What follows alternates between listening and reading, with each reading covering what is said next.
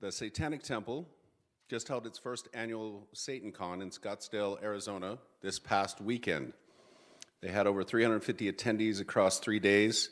The event included speakers, panel discussions, a marketplace with over 24 local vendors, and an after-hours impurity ball. The opening ceremonies included an infernal baptism in which attendees could publicly express their satanic faith and affirm their identity as Satanists. Hundreds of people came out to protest SatanCon. While they had zero internal incidents, police had to be called on protesters because they got into sectarian conflicts outside the hotel. Chalice Blythe, one of our presenters here, was director of programming for SatanCon and was one of the ministers of Satan who presided over the opening ceremonies and infernal baptism. The Satanic Temple's Gray Faction campaign, which exposes dangerous pseudoscientific practices in the mental health care field, recently had a major victory. As a result of an investigation spurred by a Gray Faction complaint, Tara Tully, a social worker and member of the International Society for the Study of Trauma and Dissociation, will have her license to practice revoked by the Arizona Board of Behavioral Health Examiners. Among other things, the board found that Tully engaged in demon revocation therapy, wherein she supposedly removed Masonic curses from clients in the presence of deliverance ministers, causing such distress in one client that they began stabbing themselves in the throat with a toothpick to get rid of the demons. In addition, the board reported that Tully once pulled out a gun and waved it around during a therapy session and violated therapist-client boundaries as a matter of course. Also, free speech is only free speech if it includes those you may disagree with. However, if you are here expecting sacrifices or rituals, you may be disappointed. That said, please welcome with their keynote address on contemporary Satanism, transgression as a religious practice, Minister Chalice Blythe, who founded the Utah chapter of the Satanic Temple, and Minister Dex Desjardins, who co-founded the Albany chapter. Dex and Chalice. Hello. We're going to pull up a little presentation here. Just give me 1 second. PowerPoint. Where is it? Cancel. Mhm. Yeah. Did you close it? I must have closed it. One Sorry moment, for the please. technical difficulties. We did practice this, but clearly not enough times. So we're just gonna open up. Here we go. There it is. It was open. Okay, I don't know. Anyway, let me pull this up. I won't show it. That's weird. Yeah. Here, do you play from the start? Can you all see this, or is it just showing our faces still? Okay, we literally tried this 5 seconds before coming on, and it worked. Just do desktop window. Okay. Entire screen. Yep. And then what we're gonna do is do that. Okay. Are we good? Yay. All right. Sorry. Awesome. All right. Sorry for that, but so thank you so much for having us. Again, our presentation today is called Contemporary Satanism, Transgression as a Religious Practice. My name is Minister Chalice Blythe. I am a minister of Satan with the Satanic Temple and a member of the Ordination Council. I'm Minister Dex Desjardins. I am also a minister of Satan with the Satanic Temple and also a member of our Ordination Council, which oversees the ordination of our ministers and various administrative aspects of our ordination program. So we wanted to kind of just do a presentation overview of what to expect for this speech today. So we'll go over what is non-theistic Satanism, very much the basics of our religious philosophy, and also the foundations of what makes us who we are. We'll go over non-theistic religion as a subversion of American religious and cultural sensibilities.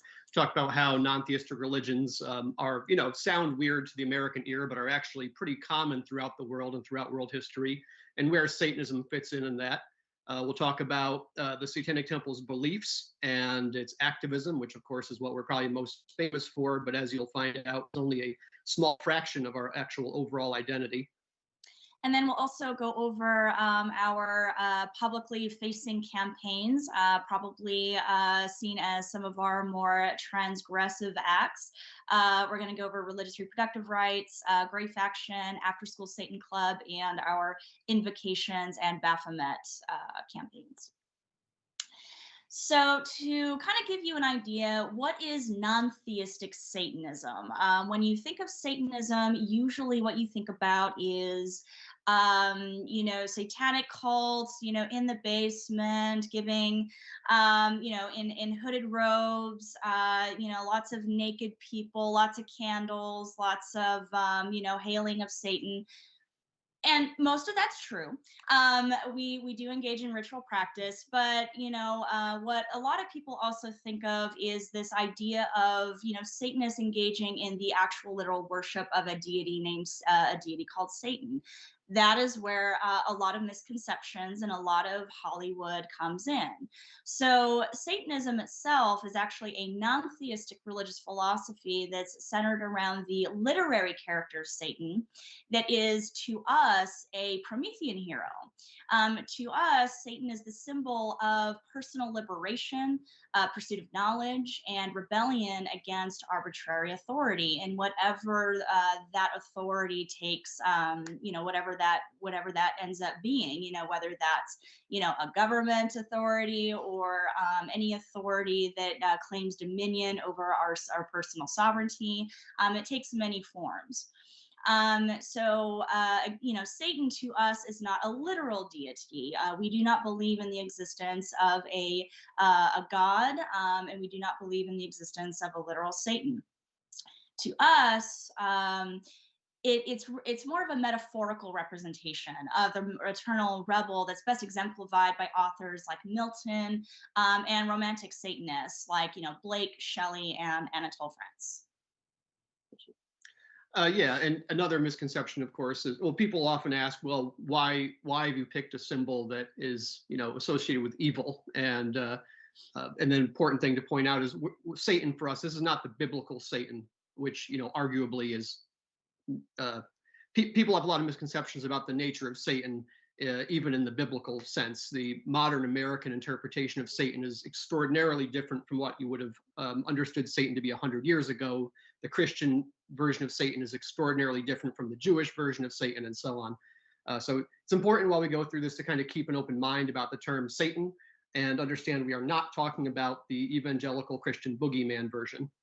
Yeah, and what another important thing to think about as well is Satan has throughout all of human history, this idea of Satan has taken so many different forms. It's never always been what the Christians what Christians for example think Satan to be.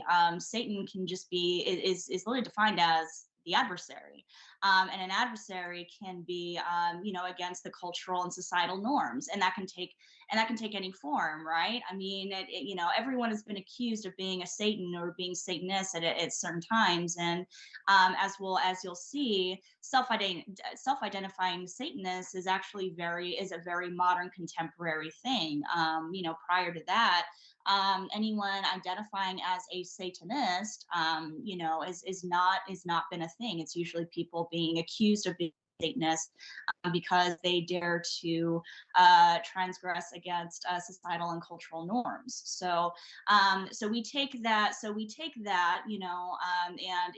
we identify very heavily with that because we as people have always, identified with, being the outsider, being the transgressor, being, not taking any kind of arbitrary authority and subjecting ourselves to that. So So to give a little bit of history of contemporary Satanism, I just want to give a very super brief, it's not going to have literally everything as far as what contemporary Satanism is, but kind of wanted to give you guys a background of when we talk about Satanism as a religious practice, where does that come from? You know, what's the history there?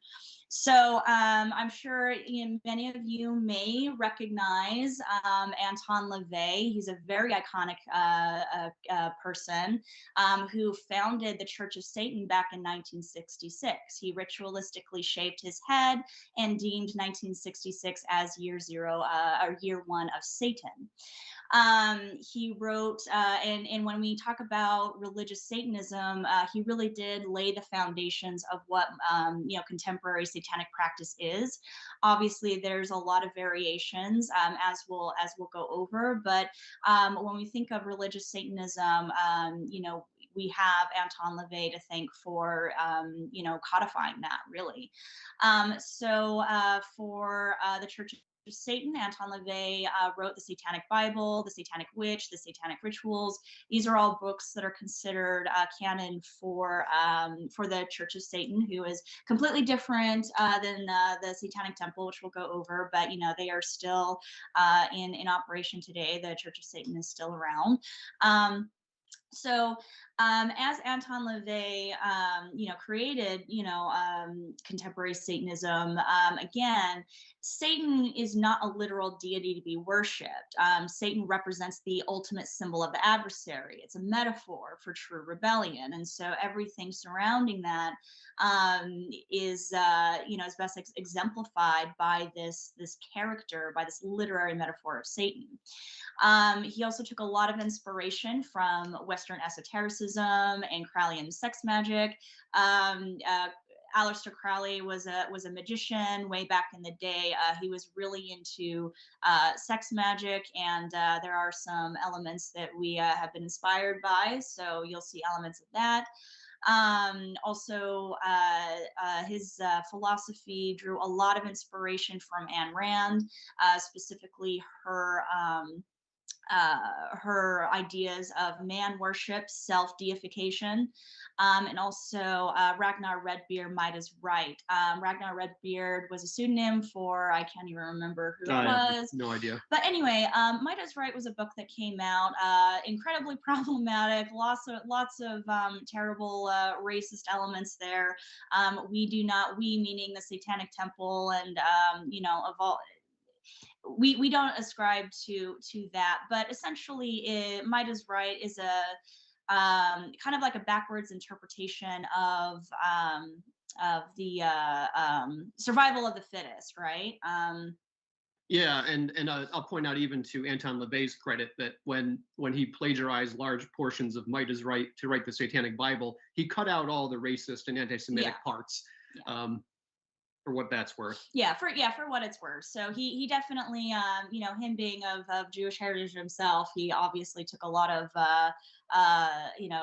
exemption to the anti-Semitism. But so if you think of Church of Satan or COS, again, Satan is not a literal deity. It's all a metaphor, and that brand of Satanism, does a lot of emphasis on self-deification, worshiping yourself. I guess survival of the fittest, even in its not real interpretation of what that actually means.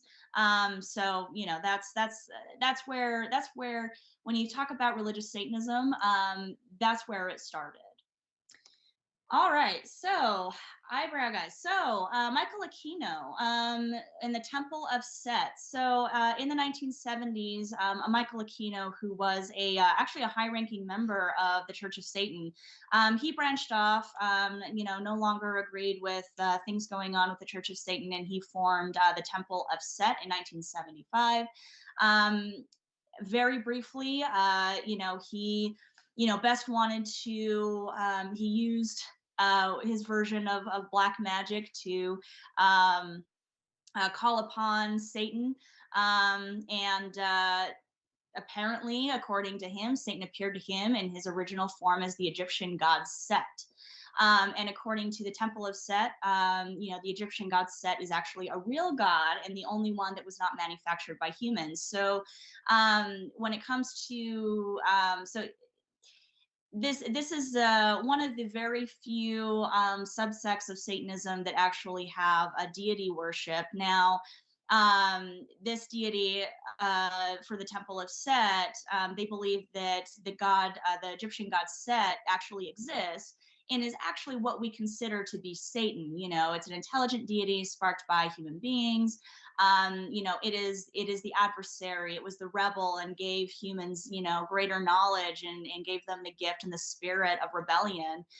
And so Set being, real, was obviously later dubbed as the devil in later cultures. So Temple of Set is still around, not necessarily in higher numbers, but you can't really talk about Satanism without talking about Michael Aquino and the Temple of Set, even though, they do believe in a deity of the god Set, so very different from most other Satanism, but he's always worth mentioning just because a lot of people have, a lot of contemporary Satanism takes its inspiration from him.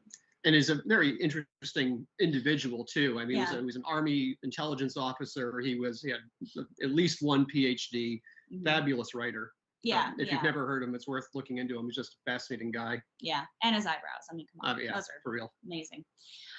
So we're just gonna shoot. We're gonna shoot right into 2013 with the founding of the Satanic Temple by co-founders Malcolm Jerry and Lucian Greaves. The Satanic Temple is, obviously a newer group, and is the subject of the documentary Hell Satan. If you guys haven't seen it, it's worth checking out. It only highlights,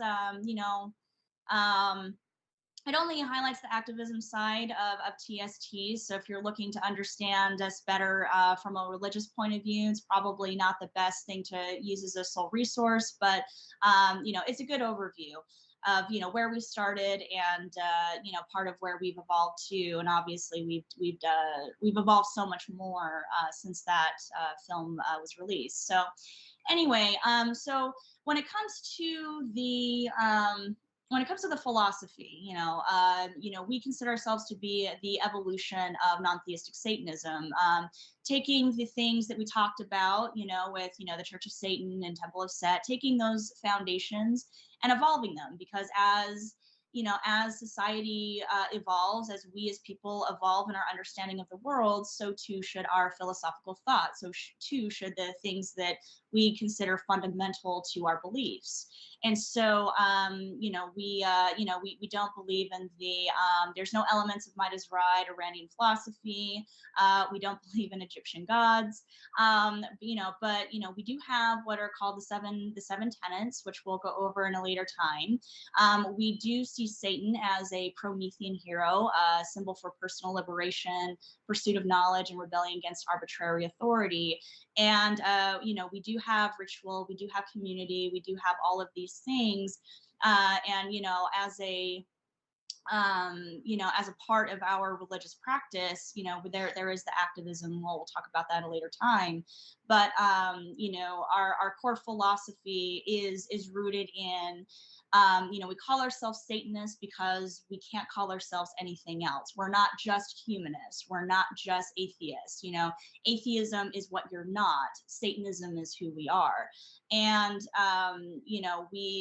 Satan is not an arbitrary icon, is not used for shock factor. It's not used as just a way to get attention or to be edgelords.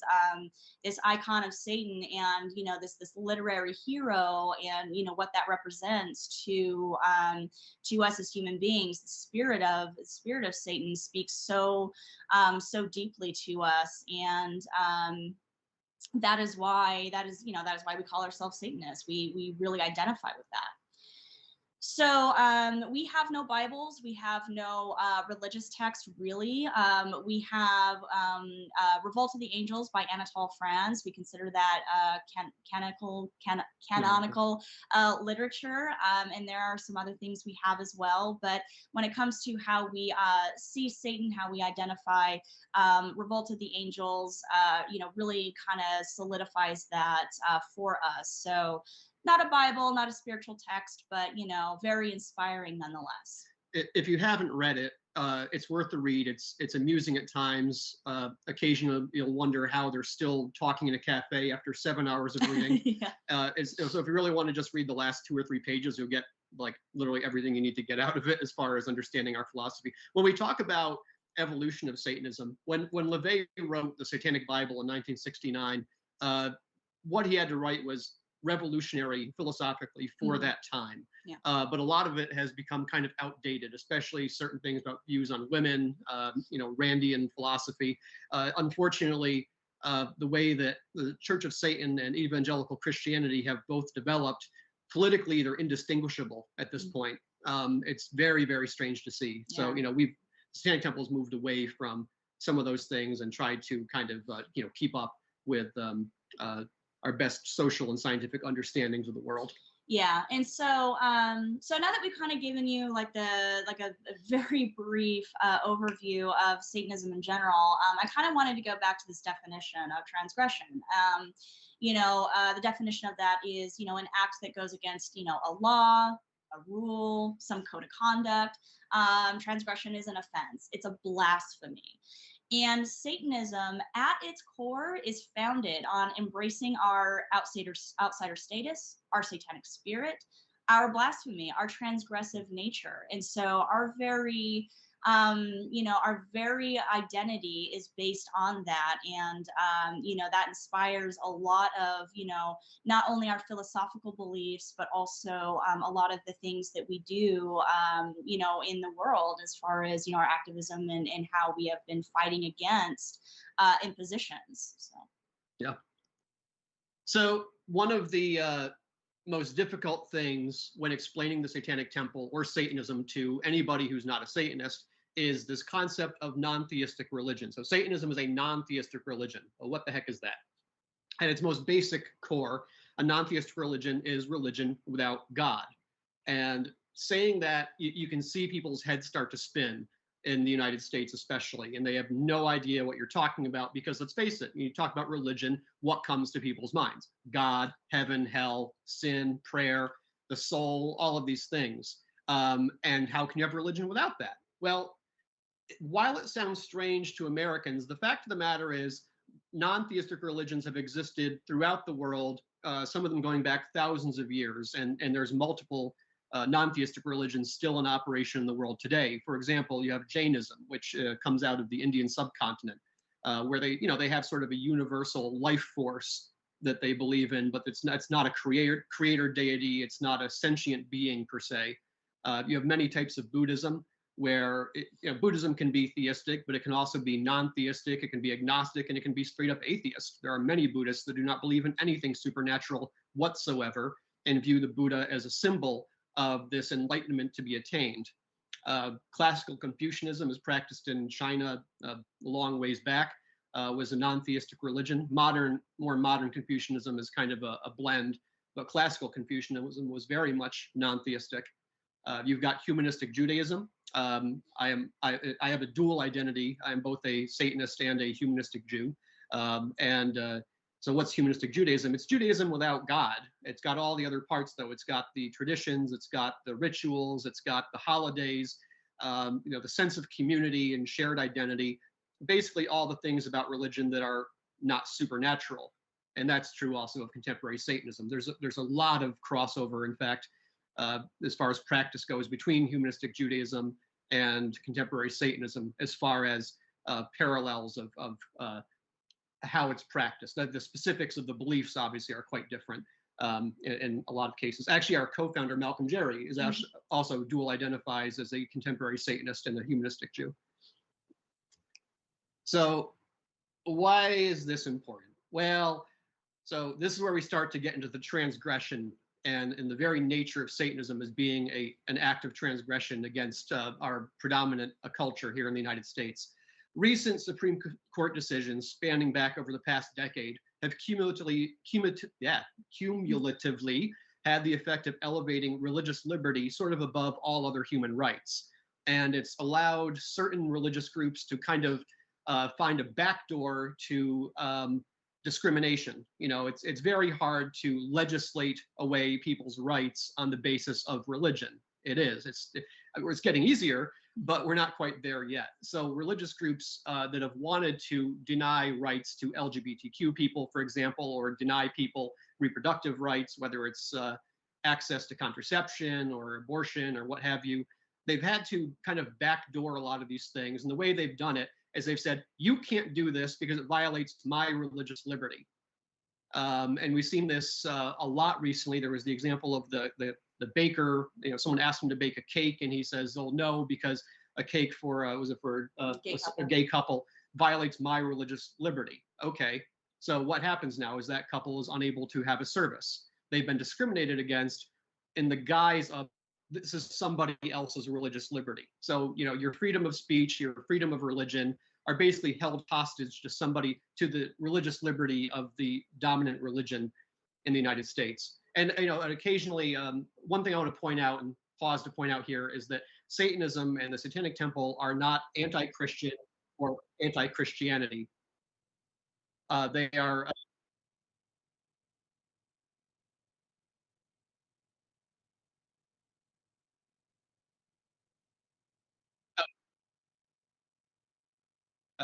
It hid the whole thing. Hang on. How's that? Oh, okay. Yeah, I didn't realize you could see that. So yeah, we're not an anti-Christian group. We're not an anti-Christianity group. We only come into conflict with other religions when they're trying to impose their beliefs on us and tell us what we can't do because of somebody else's religious beliefs. So, you know, we've been having this encroachment of religion on church and state. We've been seeing people trying to backdoor prejudice and discrimination in the guise of religious liberty. And what we want as Satanists is very simple. We want our own religious liberty to be respected as much as that of the adherents of power majority faiths. We want to have our religious liberty be just as important and have just as much recognition as the religious liberty of any other religious group or faith in America. And the other thing that's really important about understanding and recognizing non-theistic religion is that when you try to force a theistic view of religion where it has to have God, it has to have spells or prayers or things like that, then what you're doing in effect is you're holding superstition as being more legitimate than any other logic or reasoned beliefs or source of knowledge. And I have a very black and white example of this to offer, of this in action in the United States today. If there was a war going on, and we've had several, and you did not want to participate in that war because you believe the war is unjust, the cause is unjust, that it's going to create human rights fiascos, bad for the economy, that it's going to enrich the ultra wealthy at the expense of countless lives of the economically disadvantaged. All those arguments put together will not get you out of the draft if there's a draft. But just saying, yeah, I'm a Quaker and my beliefs say I can't do it because God, that's it, you're good. Now you don't have to serve in the army. So that's the kind of thing we're up against and that we're trying to push back against very, very hard. Yeah, and unlike other religions, our beliefs don't impose upon the rights of other people. In fact, if we have some kind of win as far as, you know, respect for our religious rights, that actually has not only protections for us, but other people as well, in a way that doesn't infringe upon or violate anyone else's liberty or their autonomy. So that's another thing to keep in mind as well. Yeah. We're not trying to tell other people what to do in their own private lives. We're just trying to make sure we can do what we need to do in our own private lives. And, you know, again, hopefully a win for true religious liberty is a win for everybody, not just a way for those who already have all the political power to, you know, enforce their version of morality on everybody else. One of the big obstacles, as you can imagine, as we've tried to pursue our our goals is to have our religious identity besmirched and not taken seriously, on the grounds that people can't view non-theistic religion as being legitimate. Thankfully, some of that argument has fallen away recently. Twice in the past few years, the United States federal government has recognized the Satanic Temple's Satanism as a legitimate religion. The first of these was on April 25th, 2019, when the IRS recognized the Satanic Temple as a church, which is an extraordinarily hard designation to achieve. It's way, way harder than being a not-for-profit or a religious not-for-profit. To become a church is a tremendous undertaking that took us many years to actually achieve. And there's a lot of different criteria that go into it, involving things like, shared religious identity, rites of passage, shared beliefs, all kinds of things that go into it. In February 26, 2020, another big win for us, with the U.S. District Court in Arizona confirmed that the Satanic Temple Satanism is a legitimate religion, and that argument that we're not cannot be used in future cases that we are part of. This latter one came out of the Scottsdale invocation case, which we'll talk about more a little later. We sort of lost that case, but we sort of had a big win in the fact that the district court affirmed our religious identity. So that's no longer a legal question in the United States. So what does the Satanic Temple believe, and what does the Satanic Temple do? We're going to spend a couple of minutes talking about what it is we actually believe and do. The core of our religious philosophy is found in the 7 fundamental tenets. The first one should strive to act with compassion and empathy toward all creatures in accordance with reason. 2, the struggle for justice is an ongoing and necessary pursuit that should prevail over laws and institutions. 3, one's body is inviolable, subject to one's own will alone. 4, the freedoms of others should be respected, including the freedom to offend. To willfully and unjustly encroach upon the freedoms of another is to forego one's own. 5, belief should conform to one's best scientific understanding of the world. One should take care never to distort scientific facts to fit one's beliefs. 6, people are fallible. If one makes a mistake, one should do one's best to rectify it and resolve any harm that might have been caused. And last, every tenet is a guiding principle designed to inspire nobility in action and thought. The spirit of compassion, wisdom, and justice should always prevail over the written and spoken word. Hail Satan. And these are not carved in stone, and I mean that quite literally and also metaphorically. We do not have any plaque with these on them. These are subject to revision as we go forward if we find that that's something that's needed. This is not actually the first version of them. This is the current version. And these are not meant to be dogmatic. There's no one correct interpretation. The understanding with the tenets is that an individual Satanist will interpret these according to their own interpretation and will use them holistically. So, they should all be informing and bouncing off of each other. It's not like you take one today to suit this situation and cherry pick another one because your mood is different the next day. They're supposed to be holistic and interpretive. That's the core of our beliefs, and everything else pretty much stems from that. So what do we do? What do we do with these beliefs? So we do a lot of things, and a lot of this stuff is private and personal, or it's community oriented. So we have, of course, we have rituals, rites of passage. We have all our religious services. Every Tuesday night and Saturday morning we have worldwide religious services that anyone can attend for free. They're online, but since we're focusing mostly on transgression today, the meatiest stuff will be in what we do in public sphere. We're often accused of being a trolling or activist group that has for some reason decided to hobble itself by using the name of Satan to make everything overly complicated. I guess I don't actually understand the argument that we're a trolling group. It makes no sense to me. We'd be shooting ourselves in the foot. We do have some campaigns that engage in a very narrowly focused form of activism. And there's basically 3 things that we do as far as activism goes. We act to preserve the separation of church and state. We act to demand our rights to equitable representation in public life. So obviously, our numbers are not equal to that of Christianity in America. Yeah. I think we have 540-ish thousand members worldwide. We're still very much a minority religion. Yeah. Though I've heard we're the fastest growing religion in America. Oh, isn't that something? Yeah. and to protect our religious liberty as Satanists. So any activism we do is one of those three things. You know, we're not saving the whales or recycling or any of there's a million worthwhile causes people can engage in. We are not a catch-all group. We're not a progressive or liberal political organization. We are actually an apolitical organization other than these three things you see here: preserving separation of church and state, demanding our right to equitable representation, and protection of religious liberty. So that's it. That is our entire activism in a nutshell. So to kind of recap, because this is one of our most common questions we get, what we are Satanists. We are religious Satanists who sometimes engage in tightly focused mission-specific activism that fit the criteria I mentioned on the last slide. We are not a political activist group that has overcomplicated its mission by picking a divisive name. We always get asked, well, wouldn't you achieve your goals better if you didn't use the name Satan? Like, it's edgy and cool, but doesn't that hurt? And the answer is, yeah, that really would. That really would hobble us pretty big if that's what we were doing, but it's not. And once we get people to understand that the religious identity is the core and the activism stems from that and not the other way around, usually people kind of get it at that point. So this is probably one of the most important slides in the entire deck.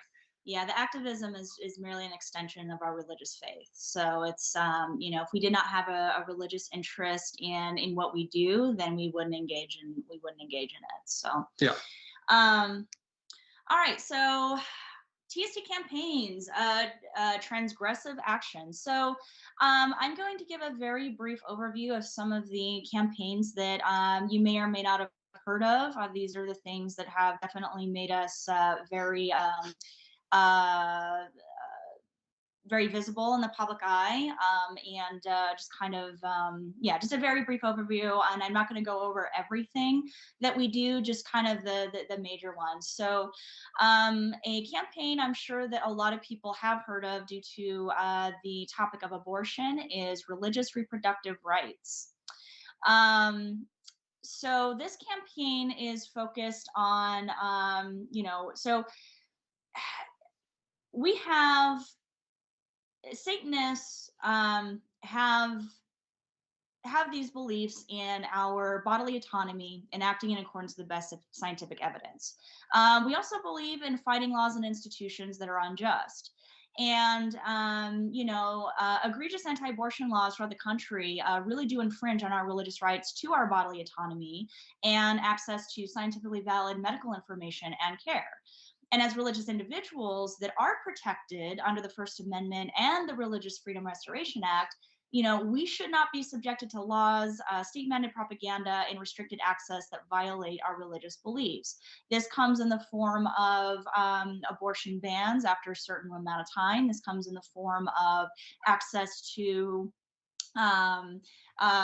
the pill or types of abortion. This comes in the form of being forced to read state-mandated propaganda prior to, receiving an abortion, and also the waiting limits, the waiting times that can be up to 72 hours, depending on the state, that are justified by saying, well, we have this state-mandated propaganda that we want you, the person that we feel is committing a horrendous act of murder, to contemplate for a couple of days before you get this procedure.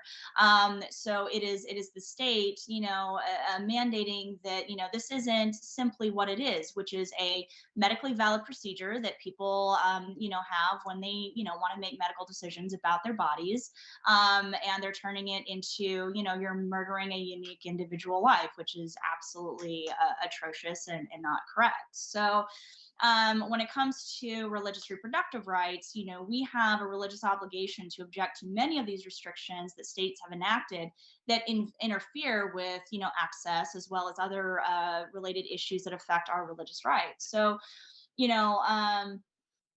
we're as Satanists and a religious minority, we are guided by our sincere and deeply held beliefs, and they, hold again right to bodily autonomy, and that we should base our understanding of the world on best scientific evidence, and that these things, if either of these things are violated under threat by laws and institutions, it is our duty to stand firm against them. So so when it comes to fighting these restrictions, it's really important for us to preserve our reproductive health, our reproductive rights. That's religious reproductive rights in a nutshell. And we have various cases to do with either state mandated waiting periods, and also the recent Texas law banning abortion at 6 weeks. So. Grey Faction, another really amazing campaign, and as we had kind of mentioned in the opening, had a recent amazing win recently. So to put it to try and make it as succinct as possible, Grey Faction is dedicated to ending the ongoing satanic panic in the mental health field. We seek to hold accountable therapists that perpetuate harmful pseudoscience and long debunked conspiracy theories. So if anyone's familiar with the moral panic, the satanic panic of the 80s and 90s, a lot was going on at that time. It was, all over the world. It wasn't just America, but, America felt, quite a fervor there. And it, among a lot of other things, including accusations of, childcare, satanic ritual abuse, things like that. This had an effect in the mental health field. So there was this idea that satanic cults existed and were engaging in something called satanic ritual abuse, or SRA, which didn't exist. These cults don't exist. SRA is not a thing. But people during this panic got it into their heads that it was. And at the same time, there was this diagnosis of multiple personality disorder, MPD, that was, a fad, and kind of spurned out of the 60s and 70s. And then as this moral panic was happening, more and more therapists were convinced that, people coming to them saying, they have depression, anxiety, or, not really sure why they have the certain things going on with them, they would subject them to things like, hypnosis, repressed memory therapy, which is, again, another pseudoscientific practice. And these therapists would essentially get these patients to uncover, and I say that in quotation marks, uncover memories of satanic ritual abuse, and that would be why they would magically have something called, MPD, multiple personality disorder. So, these patients would come in with, things like, depression, anxiety, meet with these particular therapists, come out with a diagnosis of MPD, and thinking that their parents satanically ritually abused them. And I mean, this destroyed lives. This not only destroyed the lives of the patients who were being made to believe these things happened to them that didn't, but it also tore their families apart. People went to prison based solely on these accusations alone. No evidence. I mean, some of the most wild claims that you could think of happened. And so what ended up happening was, as the satanic panic, as we understand it, kind of came out of favor, at least, the panic kind of subsided.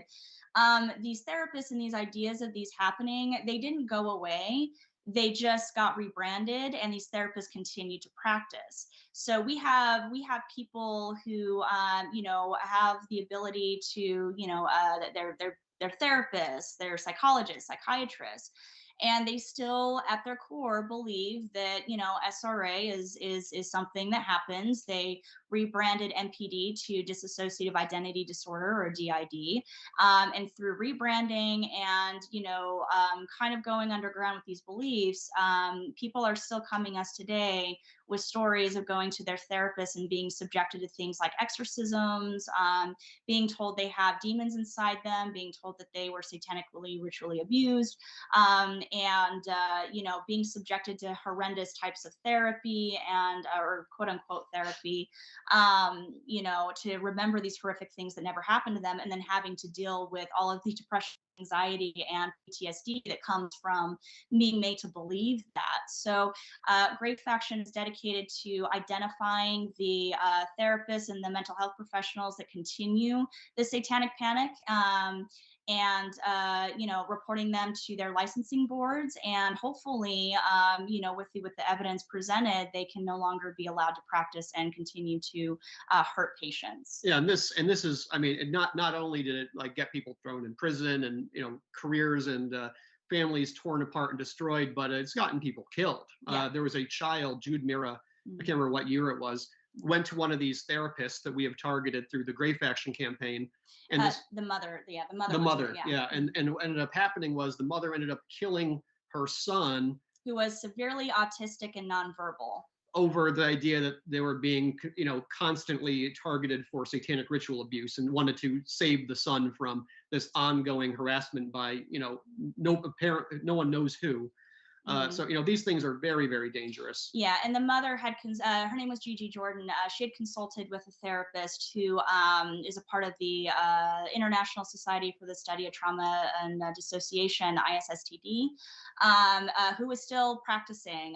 She was consulted, and now a child is dead. So so when we talk about the dangers of this, it's not only the danger to the patient, not only for their psychological well-being, their mental and emotional well-being, but also their lives, because we've seen how these beliefs cause people to act that way. And also a lot of these therapists also ascribe to QAnon, so that's great. Yep. All right, so the next campaign, After School Satan Club. So After School Satan Club is a program that promotes self-directed education by supporting the intellectual and creative interests of students. So I'm not sure if you guys know, maybe you've seen them. There are currently in existence after school clubs like Good News Clubs. They also have, they call them beach clubs. These are evangelical clubs that are intended to blur the lines between what kids learn in school and after school, because it takes place on school property. Sometimes they're even led by the teachers themselves. And the goal is to proselytize, it's to evangelize, it is to convert these young children into evangelicalism. And they use language, lots of sin, lots of hell, death. This is like old school, Old Testament type of fear propaganda to get these kids to convert, and use these kids to also bring their friends from school along to convert them as well. And this is allowed. Back in 2001, the Supreme Court ruled that public schools are a limited public forum, and therefore cannot discriminate against anyone wanting to rent space from the schools, because of their First Amendment rights. So these Good News Clubs have been around since the 1960s, and they're allowed to do what they do. So the Satanic Temple thought, well, we should be able to, give something to complement and contrast these clubs. So After School Satan they're only in the public schools where Good News Clubs also operate. Obviously our preference is that no religious-based clubs exist in our public schools, but if they're going to exist somewhere, well, the parents, but also the students should have the ability to have access to clubs that don't proselytize, that don't try to convert them into a religious indoctrination, and just be able to have fun as kids. We do not teach Satanism in After School Satan. We teach, critical thinking. We teach them, a lot of times it's, board games and just fun activities, lots of snacks. Things that help, things that, just let kids be kids, and, they don't have to be indoctrinated. They don't have to learn about Satanism. We actually don't teach them that. And, we want to offer that as something that they have the alternative to have, and not be indoctrinated into another religion. So, and I want to point out, this is not something we put in if there's like a student-led Bible club, that's something innocuous different. Like that. We're talking about outside groups. Aggressively evangelizing politically oriented Good News Clubs specifically, or other ones like that use threats of hellfire to scare kids into religion. And we also only come in at the request of community members locally. So it has to be parents from the school that ask us to come in. We don't just insert ourselves. And I'd also like to point out that Chalice is former national director of After School Satan Club. But our current director is doing an amazing job, and we actually have 3 after-school Satan clubs currently in operation in Illinois and Ohio. So yeah, they're killing it. They're doing great. So they're having a lot of fun. Yes, they are. All right, so the last 2 I'm going to go over. I will try to be very brief. So we have our Baphomet statue and invocation. So as you can see, our beautiful Baphomet statue. This has to do with a lot of religious displays on Capitol grounds, such as 10 Commandment statues. We're seeing them pop up everywhere. Some of them have been around for actually a very long time. There's actually one in, I'm going to forget the name, but there is one in Utah, and they actually won their case to keep it up there because it'd been there for so long and nobody had complained. So yeah, that's there. So anyway, it's another one of those things where, again, we see a certain religious viewpoint being endorsed by our public, by our governments, and if they're going to continue that trend, then they need to be representative of all. So in Oklahoma, there was a 10 Commandment statue, and we offered up our Baphomet statue to stand next to the 10 Commandment statue in a show of equality of representation. So in Oklahoma, they decided, because they didn't want Satanism to be represented, that they actually took the 10 Commandment statue down. It's no longer on the Oklahoma state capitol grounds. In Arkansas, they had newly erected a 10 Commandment statue. So again, we offered to put up the Baphomet as well. That is being subject to legal litigation. We are very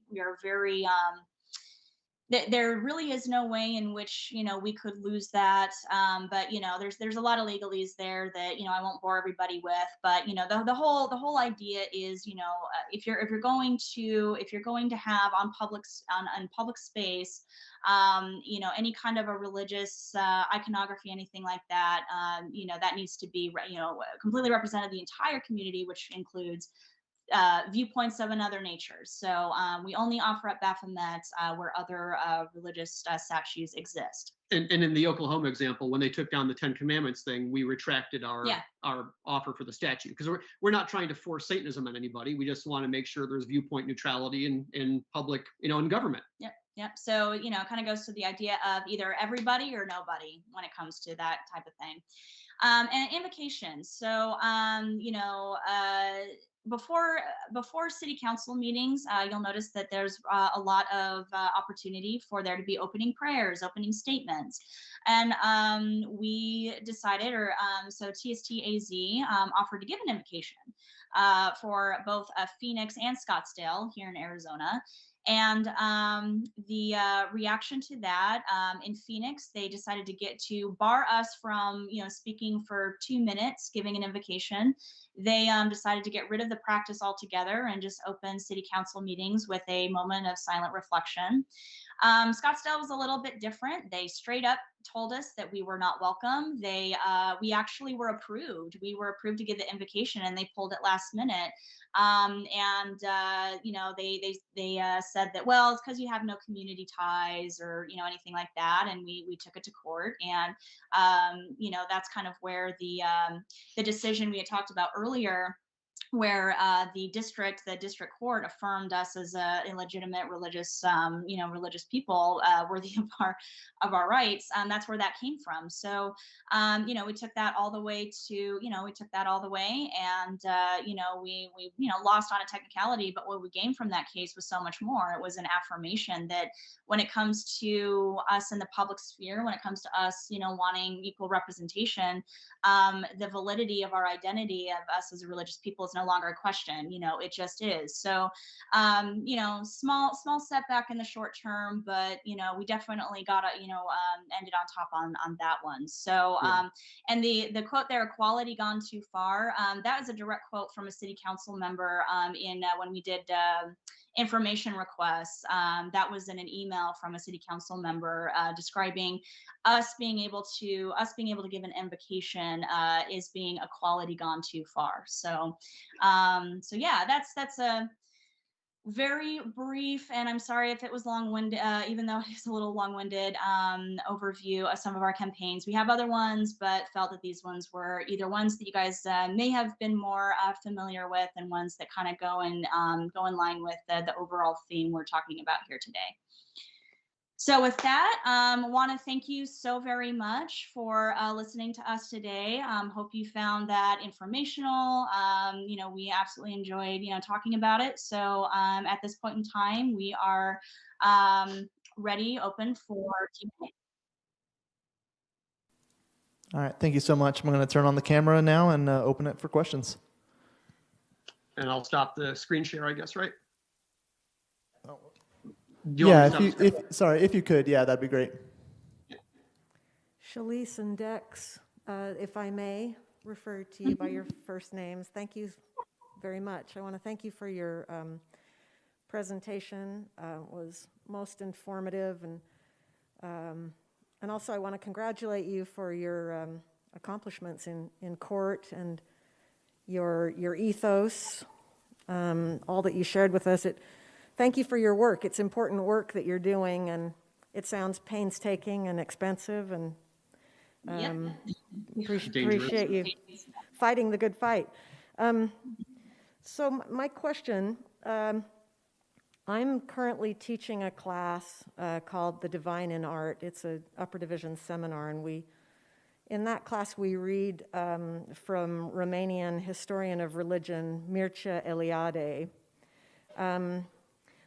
And just to sort of provide a context for my question, Eliade he argues that the basis of all religion is the division of human experience of reality into the sacred and the profane. Maybe you're familiar with that duality. But he argues that the most salient religious factor in people's lives isn't whether or not they believe in God, but whether or not they feel they have any access to the sacred in their lives. And I was just wondering if I could get the two of you to talk about the sacred and whether or not you feel, perhaps personally, but also from the standpoint of the Satanic Temple, do human beings have any access to the sacred in their lives or not? Thanks. I guess it depends on how you define it. What's sacred? If it's what's sacred is universal truths or energies or things like that, or angels and stuff, then I guess the answer would be no. But that also then would discount all the experiences of awe and wonderment that anyone can experience regardless of their religious beliefs. I know many people who are non-theists or atheists who they have found that they've experienced more wonderment and more awe and more of that like mystical feeling because they've dispensed with their theistic beliefs and have tried to approach the world without that, and finding it to be far more magical and amazing when you think about it as a series of natural processes rather than some kind of designer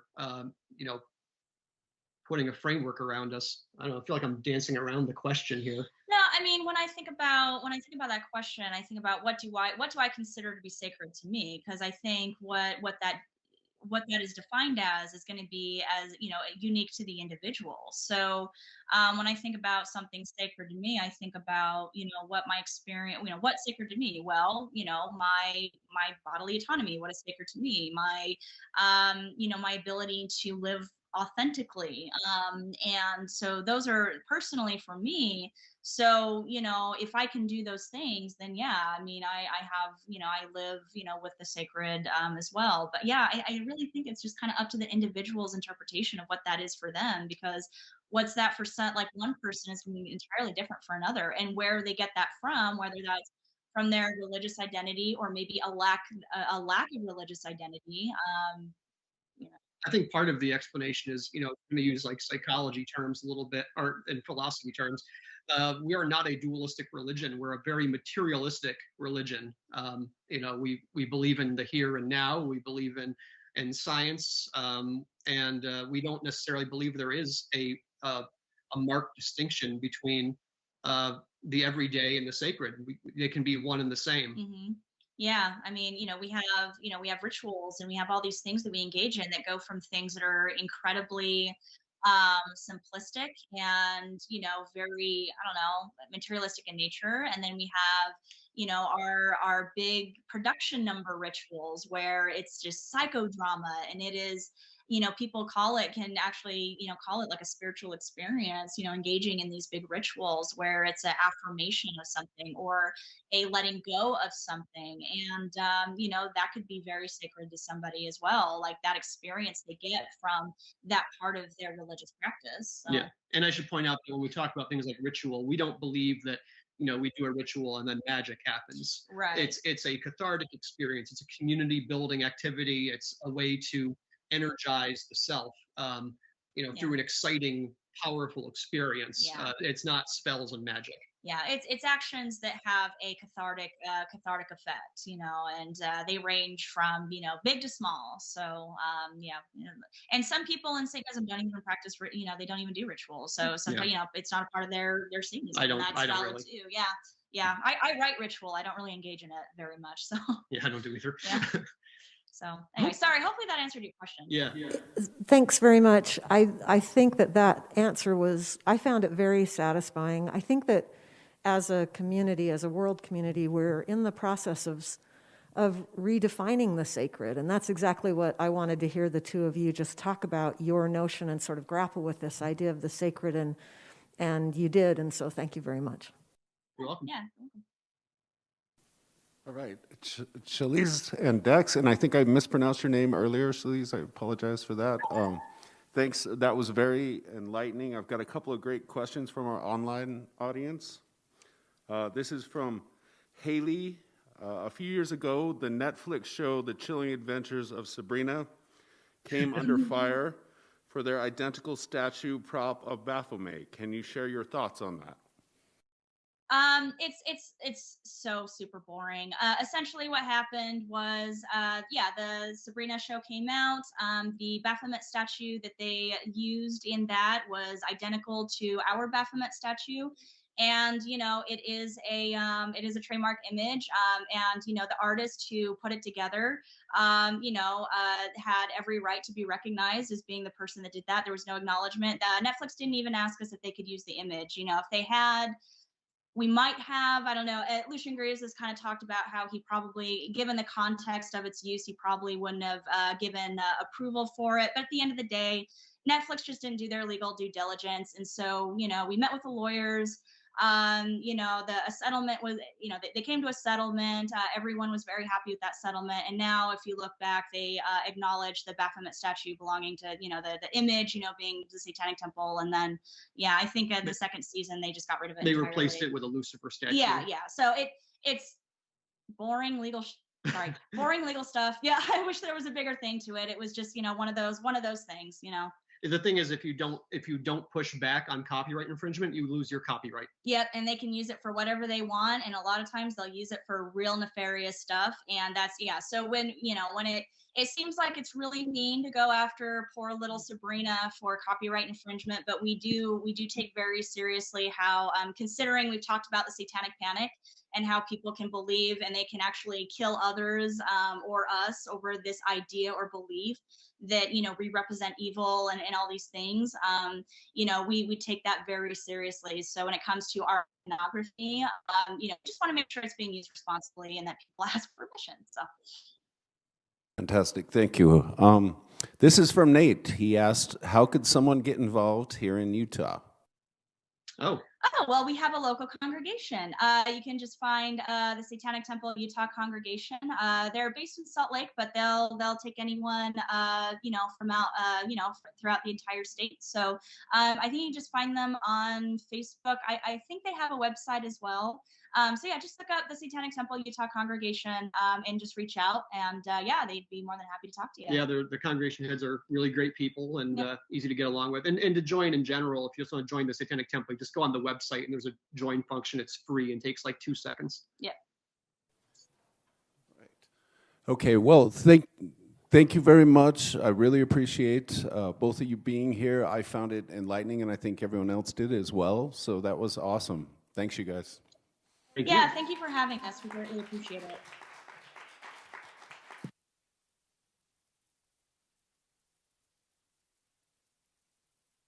Let me ask. Can you guys hear the applause? Yes. Okay. Just making sure. All right. Yeah, Kim, any final thoughts or? Thank you both so much. Is the camera over here? Yeah, the camera's over there. Thank you both so much for coming. It was just great to have you. I hope we get a chance sometime to meet in person. That'd be Yeah, great. yeah, absolutely. Okay? Yeah, thank you. Thank you. Thank you very See you much. later. Thank you, guys.